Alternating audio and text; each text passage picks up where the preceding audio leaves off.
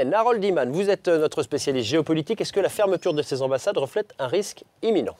On l'a senti, ce risque imminent, parce que les ambassades dans les endroits un peu chauds de la planète, les Américains, les Canadiens, les Français, les Britanniques, les Japonais, ils s'échangent leurs informations au quotidien, de manière informelle. Et avec ce que chacun recueille, il prend sa décision souveraine d'en référer à sa capitale, et sa capitale lui répond ferme ou peut-être prend la décision localement. C'est un peu le cas des États-Unis. Le département d'État a édité une liste interne de pays qui n'est pas encore connue, cette liste. Et les postes diplomatiques dans ces pays ont eu ce message, décidez si oui ou non vous voulez fermer. Et la plupart ont décidé de fermer. Et comme la loi oblige les Américains de le dire, s'ils prennent des mesures pour leurs diplomates, ils doivent aussi le faire connaître à la population américaine d'expatriés, donc au grand public, ils l'ont dit. Donc on a un peu cette impression que c'était minuit moins 5 et que tout le monde s'est précipité pour fermer. Mais ce n'est pas tout à fait aussi simple. Al-Qaïda est cité largement. Pourquoi est-ce que cette organisation terroriste viserait les ambassades américaines maintenant? Alors, déjà, on va regarder la carte pour comprendre combien les zones en ocre sont les zones où il y a de l'activité Al-Qaïda en ce moment même. Et donc, les Américains ont eu une attaque à Benghazi, un attentat terrible sur leur poste consulaire le 11 septembre 2012.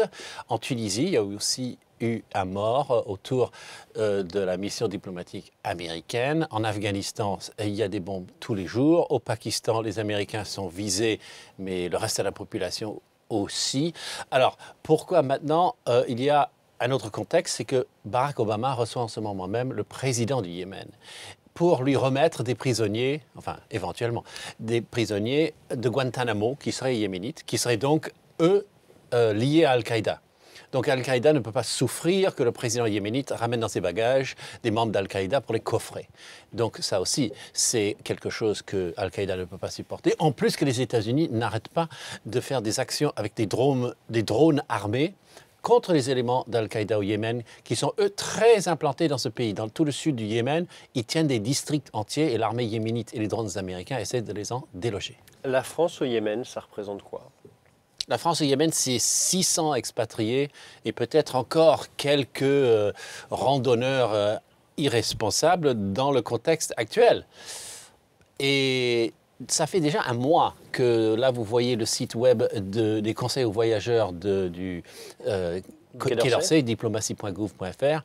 Depuis un mois qu'on sait qu'il y a un lien entre le risque pour les ressortissants français au Yémen et ce qui se passe au Mali, donc au Mali où on a attaqué, bien sûr, AQMI et mis en déroute. Donc vous voyez que AQMI est maintenant, et Al-Qaïda est mondialisé. Vous les attaquez dans un endroit, ils se vengent sur l'autre. Merci beaucoup Harold Iman pour toutes ces précisions.